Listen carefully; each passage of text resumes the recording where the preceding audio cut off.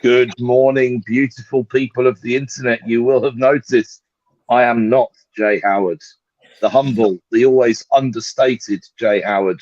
We'll get into that story a little later on, but I am joined by the amazing Helen Chorley and the one, the wonderful Piotr Rusinek, and I will save the plaudits on myself for today in an attempt to be Jay Howard.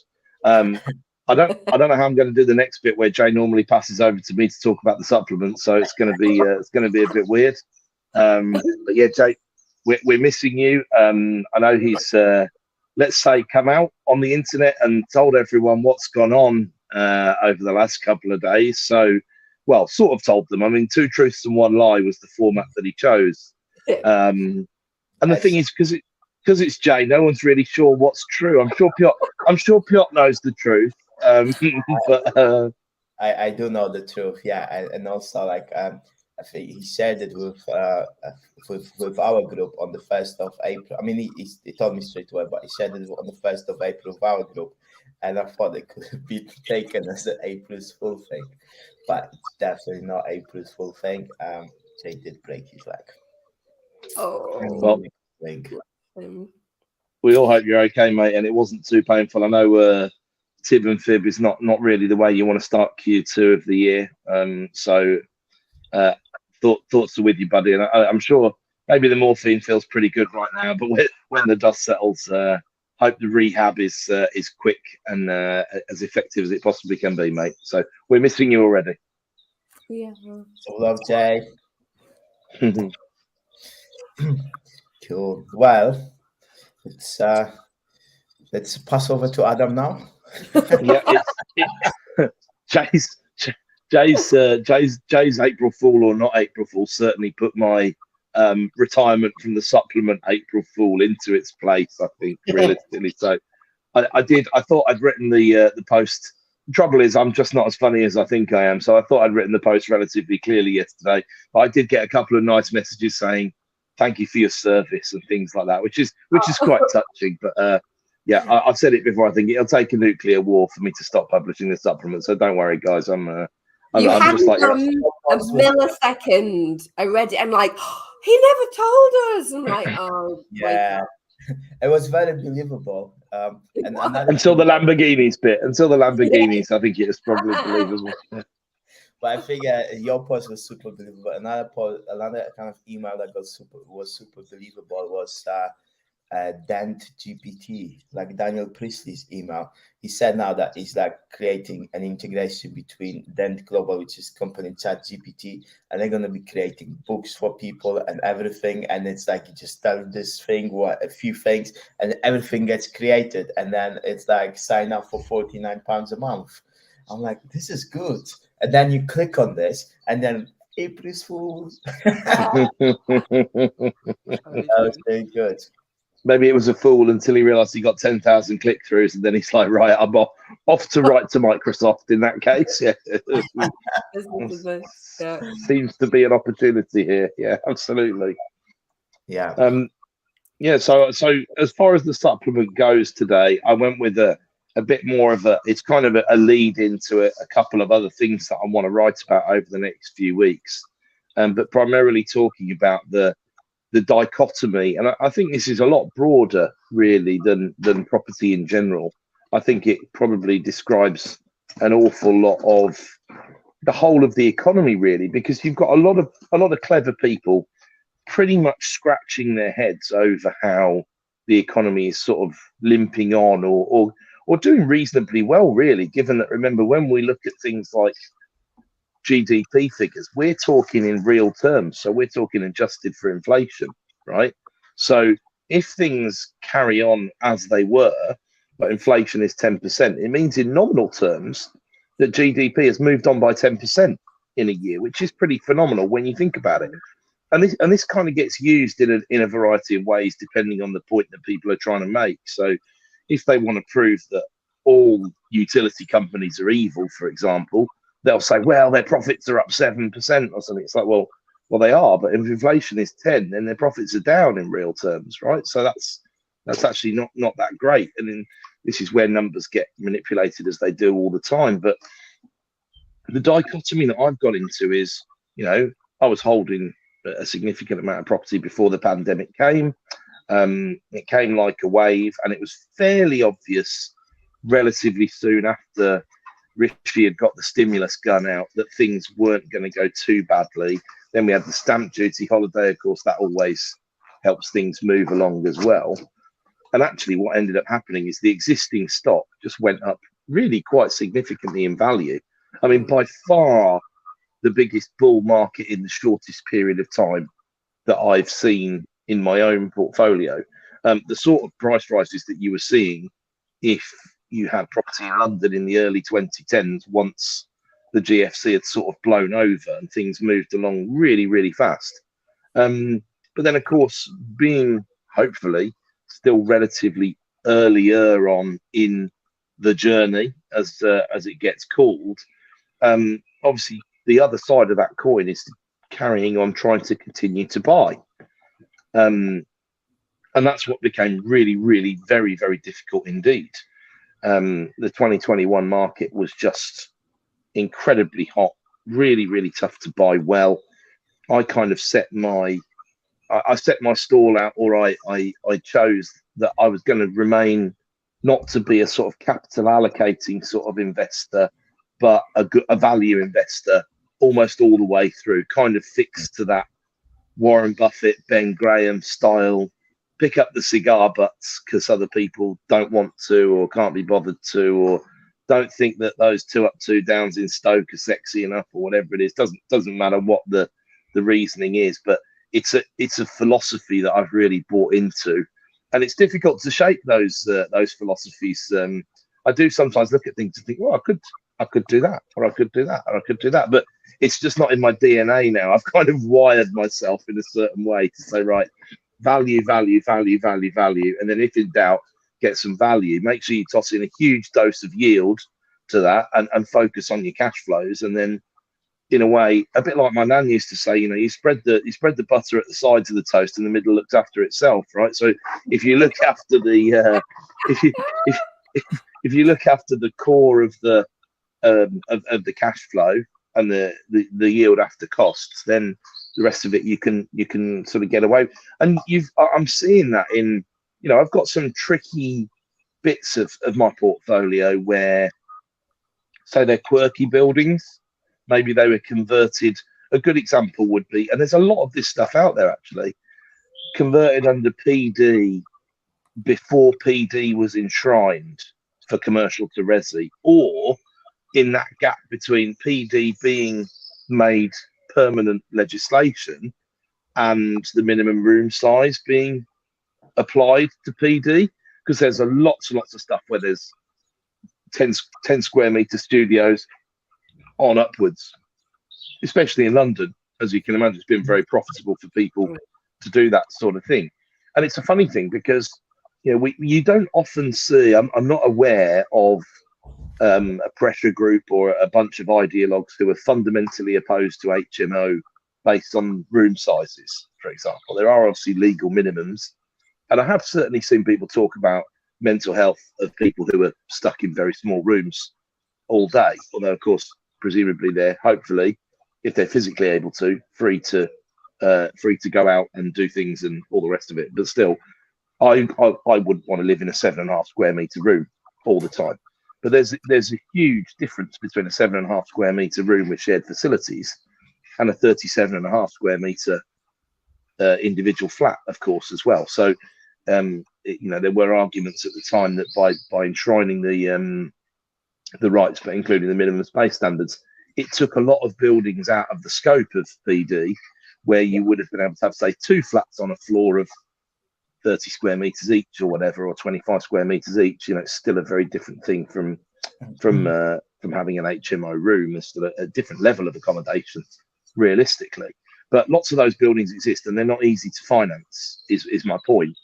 And so I've got things like that. I've got things where there might be a lot of low value stock in a couple of particular areas where, if we go back 5 or 6 years, lenders didn't really like doing loans under about 75k. Then they went sort of 60k was okay, and then 50k was okay.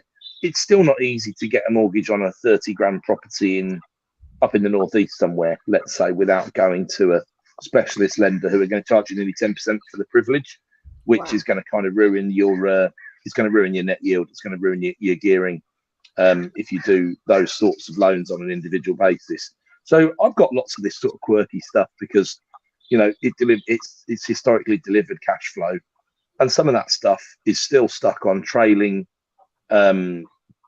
variable rates. Now it's been in for refinancing, some of it for nearly a year, if you'll believe that or not, but I can promise you that it's true. And testament to it, it's still cash flowing. Some of it is limping along a little bit, but it's still cash flowing, even at things like 9 and 10% mortgage rates. Now, of course, from a commercial perspective, that's good in that it's not a noose around the neck. But of course, it's pretty rubbish to be paying 10% rates when, you know, you could be paying, you know, we're moaning about 5 or 5.5 or 6. And I'd take those rates in a New York minute on those portfolios over the course of the last year. Bridging rates than 10% a year ago or so, right? That's exactly right. I think cheapest. That's dead right. Cheapest bridge I've ever had in this cycle was 0.65 a month on a decent loan to value. So what's that? 612, 72, 7 point, yeah, under sub 8. I mean, yeah, so you'd be better off on a rolling permanent bridge, which obviously would be a mortgage. There is that. Although that 0.65, I think is long gone. To be fair, Piotr, that was a while back. But you're quite right in what you say. It's basically bridging rates, and of course some of them are, because they're quirkier assets, they're also on repayment, or they have been on repayment historically. So there's that extra cash flow pressure of the repayment side of things, and that has been part of the dichotomy, because how do you then continue picking up assets if the new rates are so relatively prohibitive? You can't really add a lot in terms of you either have to, and this is some of the stuff that I've done, you either have to shift your mindset a little bit and say, okay, well, focused on cash flow for more than a decade now, but that's not the only fruit when it comes to an investment company. You don't want to buy liabilities. That would be silly, right? And I made a point last week where, you know, Rich Dad Poor Dad gets a bit basic on the difference between an asset and a liability for my liking, and these rates and the mathematics of this is really, really important at this time. But it is legitimate to try and build a strong balance sheet in an investment company and accept that as you asset manage over time, or just as I believe inflation is strong, very particularly endemic in the system now, then ultimately buying assets where rents are likely to inflate over time because wages are inflating over time is actually not the worst tactic in the world, but it doesn't improve your cash flow for this year. Not that there's a giant incentive to improve cash flows at the moment, because those of us who are lucky enough to be masters of our own destinies in terms of income have got frozen tax thresholds until 2028, which is beyond depressing when you think about it. And then this really the interesting nature of this sort of situation, which plays out over, you know, months and quarters and years, is that it's difficult to see that one point where you thought, blimey, that's and I try to be quite observational and put myself in the position of tenants and staff and other things like that. And I did say today, I think in terms of very recent price rises in the UK, you know, on your basic stuff, in the shops, in the restaurants, stuff like that, it does feel like things have really surged up in the past few weeks or so. And of course, I wouldn't expect that to be a coincidence, because if you work for Asda or whoever, then it's your job to extract as much money as you can out of your customer base. I mean, you can put a different spin on that if you like, but ultimately that's your role. So that seems to be, well, I'm not saying it's price gouging 100%, because if staff costs are going up and everything's going up, then it's all understandable. But this is the spiral. This is what I've been talking about for 2 years. It really feels like we are there, which is why today I put a spin on it, saying like this is the next chapter unfolding as far as I see. Plus, it's the first time I've quoted Winston Churchill. It's been far too long before that's happened as well. So that was another mini win for today. So like in terms of assets, like and buying assets that cash flow as well, right? Like how do you get to buy assets that are not gonna depreciate in value or not gonna go down in value when the interest rates and everything else goes up, because that then sucks the money in the economy, right? And This is a magnificent question. Yeah, absolutely. And I think we touched on it. You asked me last week about, because I mentioned about offices that had traded in the past at sort of 2.5% yield and stuff like that, and that the traditional counter to the concern on that sort of stuff is, well, the rents move upwards over time, but this is one of the risks of commercial property, and maybe this is a great time to have this conversation, because one of the other things that's happened on the 1st of April 2023 is the Valuation Office business rates repricing across the UK has now kicked in, right? Yeah. And you can go and have a look at a whole number of different, and commercial's such a big, broad brush subject, as we've said before. But you can go and have a look in your areas of interest or your local areas. How have the rates moved on leisure facilities versus offices versus all these other things? And one of the most interesting things is pubs and retail, generally speaking, business rates are down quite significantly, and you're talking 20 and 30% and sometimes more. And if you look at some of the older retail buildings, what you'll see is actually the rateable values are on the way down in some areas since 2008. And some of the RVs are like half what they were 15 years ago. And that's the nature of the beast. So there's been like you say, depreciation. It's not physical depreciation. It's more like degradation of rents, realistically. And then when you set those, again, we're talking now in this conversation in nominal terms. We're not talking in inflation adjusted terms. So once you adjust for inflation, it's an incredible degradation. And of course, this is the problem with certain commercial property investments. There will have been why would someone buy a REIT at 4% when they could buy a government bond at 4%? Well, because there's an expectation of that rent increasing over time. But the problem is, if you look at retail, who's to say what's happened to retail won't happen to office? Who's to say it won't happen to... Now, on the flip side, the people who've made big money in the last 15 years from it, certainly industrial would be included in that sector, where some of the stuff has gone from £2 or £3 a foot to £15 a foot. And they had a phenomenal level of return.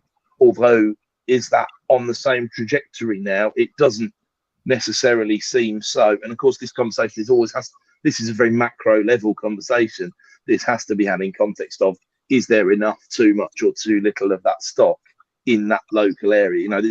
It's very, very big, broadly done these days to have nationwide distribution centres that are in Yorkshire or whatever, because the rents have historically been less than a third of what they were in London. But we might see some equalisation of some of that stuff, I think, especially as things like ULEZ continue to put pressure on that. That's a really, I can't believe that the government or the GLC didn't know that there were going to be 700,000 vehicles that were impacted Fun fact, by ULEZ.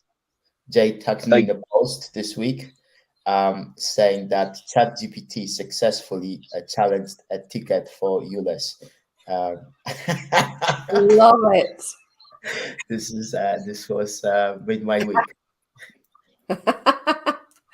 It does write some pretty. The thing that I think, Elon Musk wants this sort of 6-month hiatus on AI, and he's got a load of people to sign up for it. The one thing that I think is a bit scary about it is ChatGPT will, let's say, freestyle or lie as necessary with no underlying evidence of any of it, and it will do it incredibly well. I mean, incredibly well. I saw one that someone had asked them to write to their landlord to get out of their tenancy early or something like that, and it went on this wonderful flight of fancy over repairs that weren't done and condensation, damp, and mold, and all this. And I was like, wow, this is really is really quite concerning. But you get this. I mean, we had a real life example of this with I'll tell you two stories on this front, right? So one of them, and both of these involve Rent Smart Wales, which, you know, on the face of it, I'm not opposed to nationwide schemes like Rent Smart Wales, but in reality, in deployment, they just end up being these toothless, pointless organisations, really, to be honest, because the good people follow the rules, and the bad people who never follow the rules don't follow the rules just because there's new rules and there's not enough enforcement. And there's not enough enforcement, right? So it just ends up being a bit of a nothing. But on one of them, the tenant had claimed that we hadn't done something, maybe protected the deposit or something like that. Now, we absolutely had, and we have the evidence that we protected the deposit. But Rent Smart Wales, instead of asking for the evidence to see, they immediately issued what sounded like a, you know, really, really severe letter before action about what was going to happen to us for not doing this. Wow. And it's like, but we've done it, and no one's even asked if we've done it. And here's the evidence attached to your first email on this subject, which is extremely poorly worded, if you don't mind me saying, Mr. or Mrs. Rent Smart Wales. You know, it was unbelievable. And then, as a, I must say, half tongue in cheek, really, you might be aware that there are these new occupational contracts that are being used in Wales. So Wales has gone down the same route as Scotland, for anybody who doesn't know, and is having a prescribed tenancy that you must use that is coming down from the government.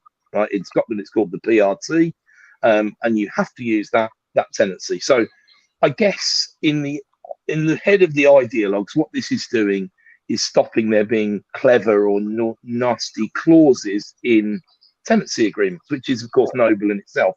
But of course, if there's anything in there that's against the law, then contract law would not preclude you contracting to something that's against the law anyway, right? And again, if you're a bad actor, you know, you don't use the proper tenancies anyway, so it's kind of pointless. But anyway, that's what they're doing. So we had a letter from one of our more difficult tenants in South Wales.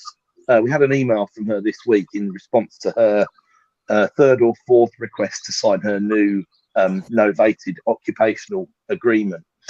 And it basically said something along the lines of, fuck off, your organisation is a joke, never contact me again. Right now, we already have to speak to her through her brother because she's a little volatile, let's just say, this lady. Although she pays her rent like a metronome. It's a very strange situation, but she really, she pays the rent, but she's challenged on a number of levels. Let's just leave it at that, right?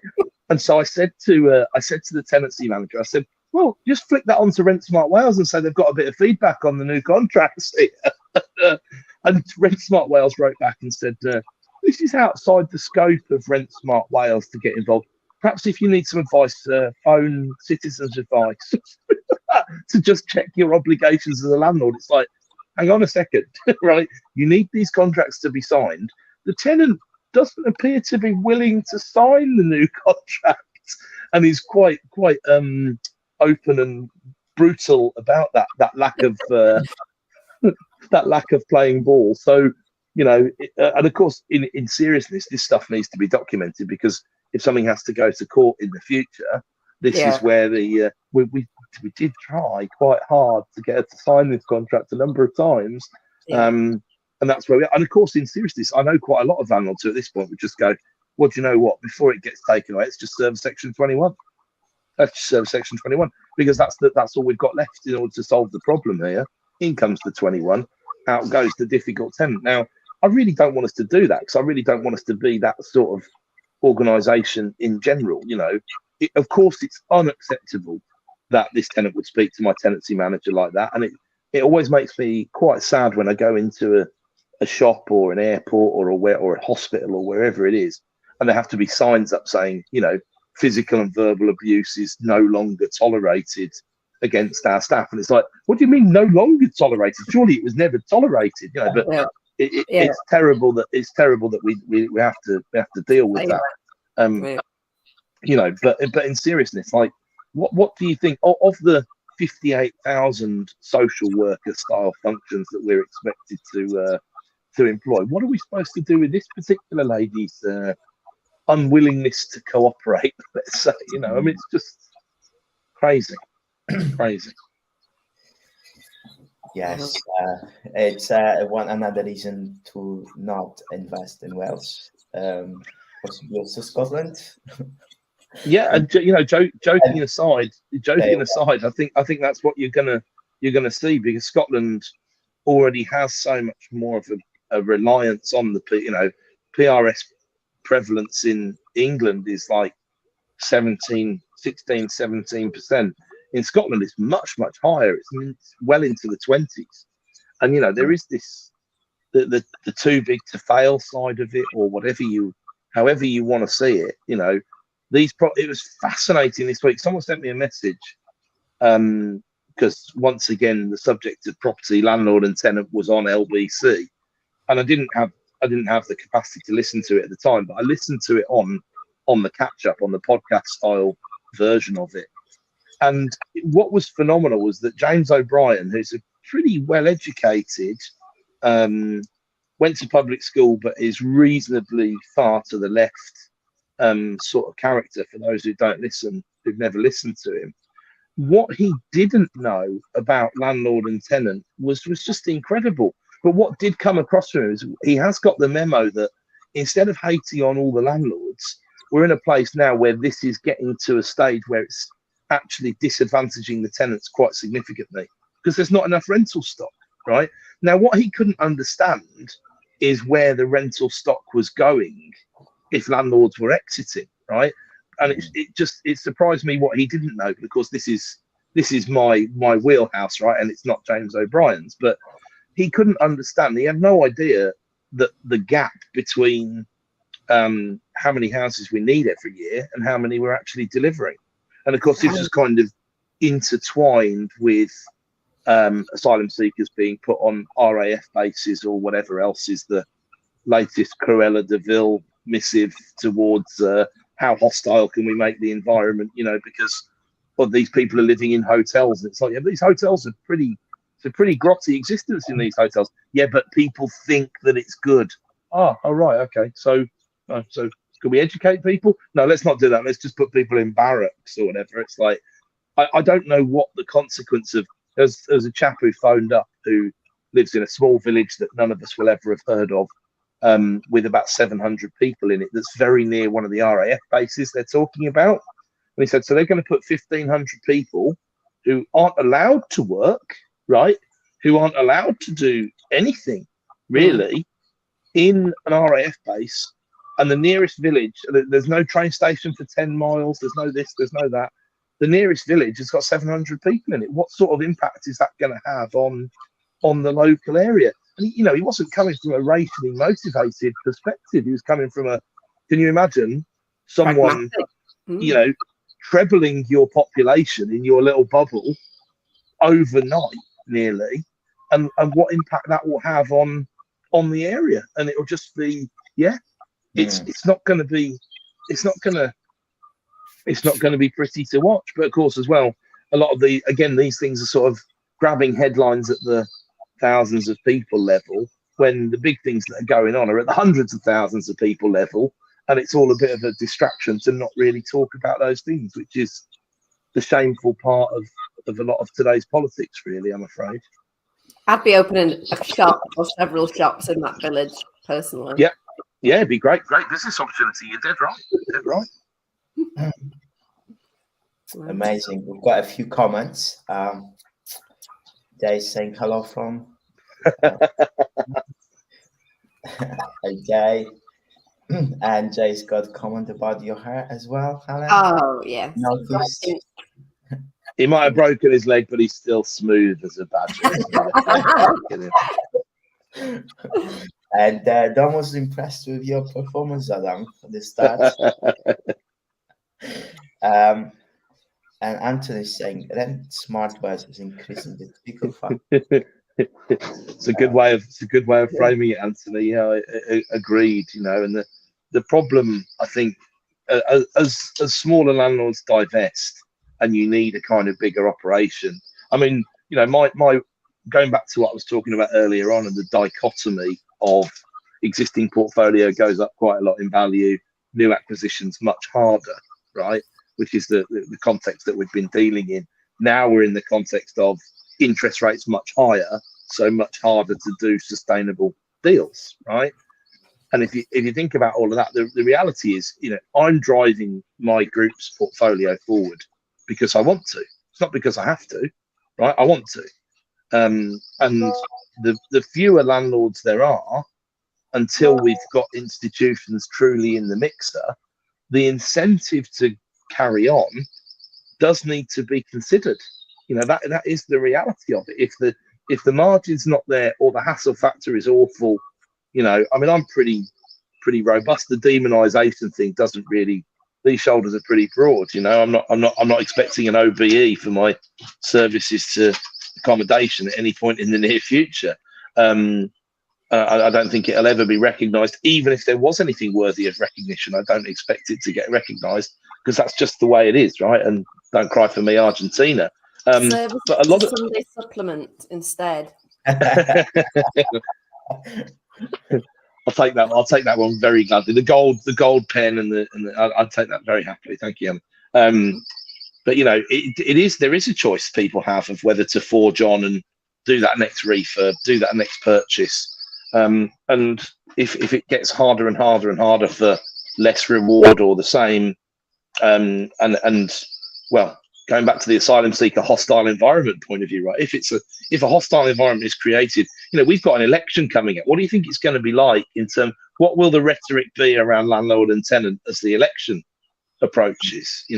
I'm sure Labour are going to fire up the band on this one and start to speak to their core membership base on this front, even though that won't help. It won't help, unfortunately. But let's see. Another comment from Dominic. The Homo Police Army, Aldershot, has loads of empty army buildings, hundreds of rooms that could accommodate people, plus the high street is struggling. There you go. Could be a win-win situation then, Dom. You never know. Aldershot. Cool. Is that Aldershot the name of the town's got anything to do with the shooting kind of thing? Or that's why it's the Homo Police Army? Oh, I wonder those things sometimes. Cool. Brilliant. From other parts of news as well. I don't know if you are aware, Adam, but we're all going to Jordan Peterson on the 24th of April in Lisbon. That's going to be very exciting. That is going to be very exciting. I did go and see him in Birmingham. Not quite the same as Lisbon, as you know, but I did go and see him in Birmingham at the back end of last year, and it was kind of a Q&A style format, and it was an incredible experience. It was really, I think what's great as well is you getting to see the sort of crowd that he attracts. I love people watching stuff, and I know Helen's a big fan as well, and the crowd that were there is such a relatively eclectic mix of people, some of which you wouldn't expect to be there at all. Yeah. But it's just a nice, it's actually a nice atmosphere. And it's a bit like anything. You get into these rooms where, for example, last Saturday, I was helping a friend of mine deliver a one-day course. And I always explain to people, you've selected yourself to be in this room, and by doing that and by choosing to spend your Saturday doing that, you have put these people around you. And you've won before you start, right? Because these people are keen on personal development, want to go forward, want to network, want to meet people. And good things happen on the back of conversations like that. And the JP style crowd is exactly that sort of thing. It is people who want to explore deeper meaning in their life. It is people who, I was surprised when I spoke to a few of them.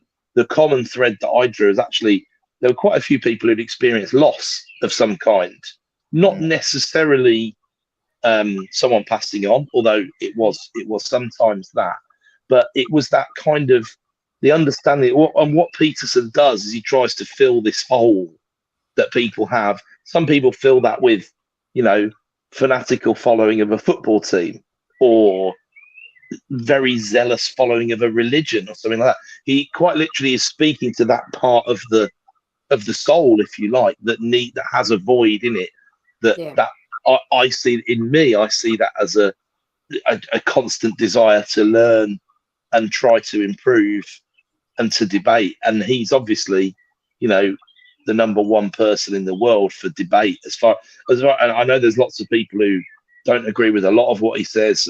Some people who seem to ideologically try to disagree with everything he says, which is a very difficult position to take.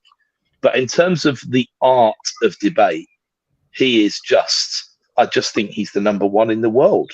No one constructs an argument like him. And sometimes he can go off on these wonderful flights of fancy that get a bit lost for 15 minutes or whatever, which I maybe have a little bit of that in me myself, I think, realistically. But you'd hate to have an argument with the man. I mean, good Lord above. He can really put a case together. He can really put a case together. We have to start thinking, Helen, about some controversial questions or some things to ask. It's funny because that we bought the tickets quite early when the show was announced about 2 weeks ago, and now all the tickets are sold out, and basically they go on the secondary market for like 3-4 times the amount. It's not surprised. How big's the venue, Piotr, where it is? Yeah, to be honest, I'm not that sure, but it's actually I'll Google it. I'm going to bet a live 50p that he's going to get a bigger audience than Rob Moore and Samuel Leeds. It'll be a smarter and more educated, it'll be a higher caliber of audience. One would hope so. Brilliant. I'm just. It can host up to 9,000 people actually. Really? But I doubt it will be used for capacity. You might. There was about. I reckon I did a rough sort of head count where we were, and there was about 6,000 there, and there wasn't an empty seat. So the dog's looking to get in on the action today, folks. We need to buy inside some seats. Oh, you've got a fan there. I think he was making those noises at the thought of attending the fight. Soon as we mention Peterson, he's all over it. Yeah, he's a thinking man's dog at the end of the day, Helen. That's what he is. Yeah. Okay, we've got a very open-ended question. Do you think the fight degrades the participants and audience? What's the fight? He's talking about Samuel Leeds versus Rob Moore. Yeah. I think degrade is quite a big word, Anthony, that you probably save for some of the more unsavoury stuff that goes on the internet. But I must say, I mean, look, on the bright side, they're going to raise 100+ grand for charity. They've got the power to do that. Now, listen, they may well see that as commercially good money to be spending because they're going to get more than 100 grand's worth of marketing and PR out of the event. They're business people, right? And they're business people who do things that, you know, you or I probably wouldn't do. You know, we all draw the lines in different places. But I'm not giving 100 grand to charity this year, you know, and they are. So who am I to sit and I think actually what's really interesting is this is one of the most poorly executed pieces of tension building and marketing that I've seen, because they had all this mega hype, and these guys, especially Rob, really, you know, he's the master of this stuff, but they had all this hype, they had these people really, really interested about it. You know, I did this jokey post saying they could come and use Genesis if they wanted to for free, no problem. Come and wrestle at the hallowed turf in Alfreton, you know. And then they sort of let it die. As far, I mean, I've got to be honest. I'm not a religious watcher of either of their YouTube channels, so I might have missed some stuff. That is very possible. But it seemed to go quiet for weeks and weeks, and then it was announced. I mean, they first of all said, right, we're definitely doing this in London or in Birmingham or in Peterborough for relatively obvious reasons. It's actually a venue in Essex on the wrong side of the M25 for most of the rest of the country. And it went dead for about 3 or 4 weeks before they announced it. And by then I just thought, blimey, you just lost all of that, all these people who would have booked their tickets and then probably regretted booking their tickets, to be honest, have now not booked them. And it'll be really interesting to see how it goes. But I mean, they might be pumping out videos every day on YouTube that I'm happily not aware of. But you know, I think it might not quite be the spectacle they're kind of hoping for. Although I don't really know what they are hoping for. You know, they're going to fight 3 3-minute rounds, as I understand it. Which, don't get me wrong, is I mean, you know, I did a fair bit of boxing when I was under 18. And it's physically a really, really demanding sport. And a minute feels like a minute feels like 15. There's no two ways about it. But you know, it's not. I mean, to go that way for 9 minutes on a Saturday night, I just thought it's not for me. That's not for me. I'm still contemplating whether I should try and fight the winner. That is a joke, by the way. I know we're live on air. Not really. Sort of a joke. The trouble is, I don't think I mean, I know Samuel's got a significant weight advantage over Rob. I'm just concerned I've got a significant weight advantage over Samuel. So might be. Plus, they're both pretty bloody tall, and I'm 5'6", so it wouldn't be ideal from my perspective. Sunday special reserves exclusive rights for streaming that. You never know. But yeah, I don't. What's the bet? It'll be a draw to save both their egos. Oh, that would be a really disappointing outcome, wouldn't it? Mm. And to set up the rematch, Helen, of course, you know how it works in boxing, right? You always need the rematch, don't you? So I've got no idea though whether they're having an undercard. I mean, if they're not having an undercard, they've probably missed an opportunity, because there'll be plenty of people who want to come out and do a bit of white collar boxing in the property community. Yeah, not sure really. I think at this time it feels like an event I'd pay not to go to be honest with you. And maybe that's what depending on the charitable causes they're supporting, that might be what I'll do, to be honest. Yeah, cool. I saw a post on Insta about it this week, like, oh, I've got my ticket, can't wait to go. At which point the person dropped down in my estimation, untold stories. And a lot of the comments were like, I cannot think of anywhere less I would rather be. At that point, I felt inclined to chip in and confirm that was my feeling about the whole event as well. Jeez. I think a part of it is our fault, because we haven't put an event that's going to be drawing all those people who have come to our event. That could be a bit more, how do you say it? A bit more constructive, useful, worthwhile. That those are the exact words that I was thinking. And I'm sure Jay would have a special word for this as well. But yeah, he would. He sure would. He'll probably put it in the chat just now. He'll probably put it in the chat. Yeah. So yeah, I don't know. And the audience, look, I think people have got to do what they want to do, haven't they?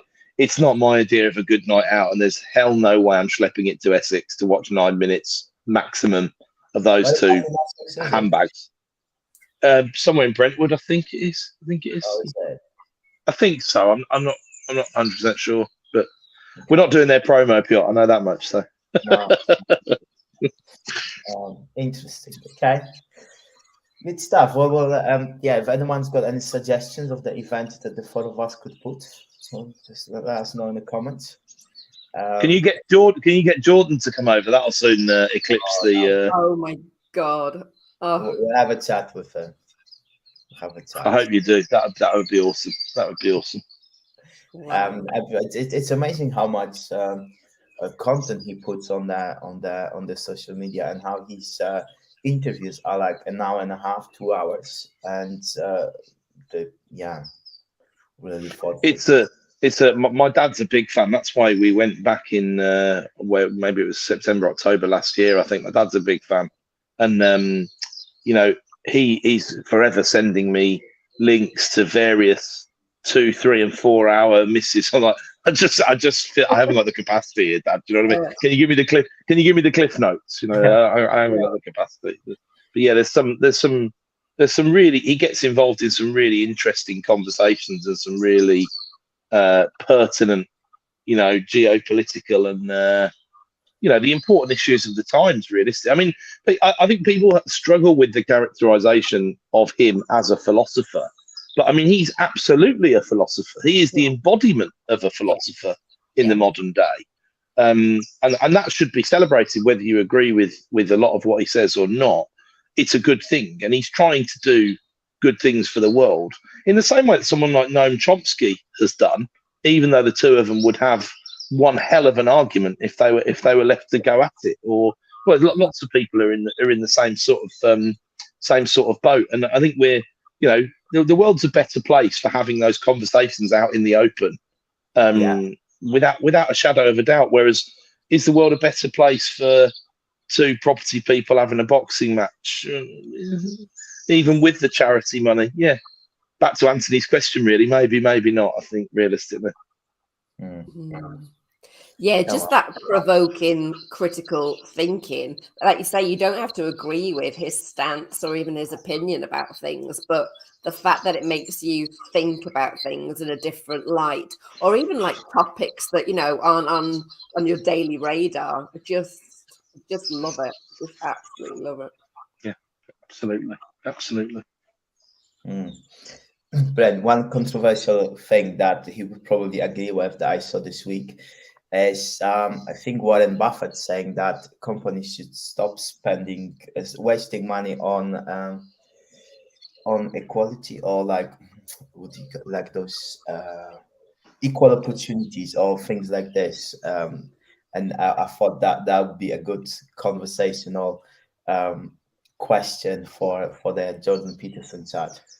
Do you know what? There's some fairly magnificent stuff on that sort of topic from a chap called Thomas Sowell. If anybody hasn't heard of him, he's well worth looking up on YouTube. He's still with us happily, but I think he's into his 90s now. But he's an incredible, again, philosopher of our times, economist, historian, and he's got some incredible. And he's been a professor at a smattering of Ivy League universities, amongst all the other wonderful things that he's done. And he's got some really interesting and, again, very stats-based arguments around a lot of this stuff, which is worth looking at if you're interested in those sorts of things. I mean, I guess I've always looked at it from a brutal commercial perspective. If the market undervalues someone or something, whether that be people from certain countries, whether that be all sorts of things that it could be, genders, people who have face tattoos, I don't know, whatever you want it to be, right? Then from a commercial perspective, if you're not an inherently biased person, which I don't think most people are, realistically, then you see an advantage there, and ultimately you bring that forward. And if you've got people who have, a different attitude towards education, and you need highly educated people who will take direction and not ask questions, there are certain areas of the world you're going to recruit people from, and there are certain areas of the world you're going to avoid.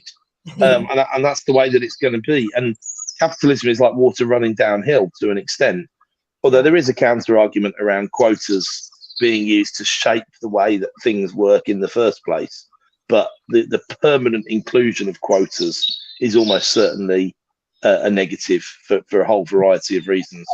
I think like Thomas Sowell, he would have a lot of things in common with Jordan Peterson. But one thing I was really impressed by with Thomas Sowell was that 2 times he declined to be working for the U.S. government because he thought it's an absolute waste of energy and it's ineffective thing to be basically doing. And I think someone who declines such kind of high positions, they really know what they want to create in life, and whether you agree with them or not, there's a level of respect that I've got for such people.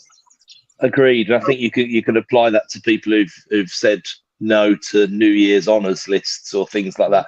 They're always interesting people who are worth listening to one way or another. Yeah, absolutely agree. Won't compromise their integrity. Yeah, and knowing all the dirtiness that goes with all government and all that stuff. Absolutely. To create a list of people who declined Forbes 30 under 30 or 40 under 30. Those publications. Yeah. Brilliant. Okay, well, I think that made a really interesting chat today. We're missing Jay, but hopefully he'll be able to return at some point with renewed energy and Yeah, as you said earlier, Piotr, break a leg is probably inappropriate for good luck in this instance because you're gonna need that other one. But yeah, I'm sure it'll be getting better soon, mate, and hope it's bearing up. Yeah, cool. All right, anything else before we wrap up? I think we're good. I'm just going to sit in jealousy and admiration of you going to see JBP this month. Magnificent. We won't give you FOMO much. Oh yeah. I believe you. Thousands wouldn't, Helen, but I believe you. Well, we do have a spare ticket if you want, Adam, just in case. We'll keep I'll have it to see. to the last moment. When you say 24th, is it, Piotr? Is that right? 24th of April, Monday. Otherwise, it'll have to be sold for 3 to 4 times its face value. It's a nice problem to have, right? It's a nice problem to have. Ching. And Awesome. now we have to pay 25% of corporation tax on that profit. So it goes to a good purpose. I'm sure it's deductible though. A Jordan Peterson ticket. I'm sure it's deductible one way or another. It could be, yeah. All right, brilliant. Thank you so much, guys. Thanks everyone for comments and questions, and we'll chat with everyone next week. Thanks everyone. Have a lovely Sunday.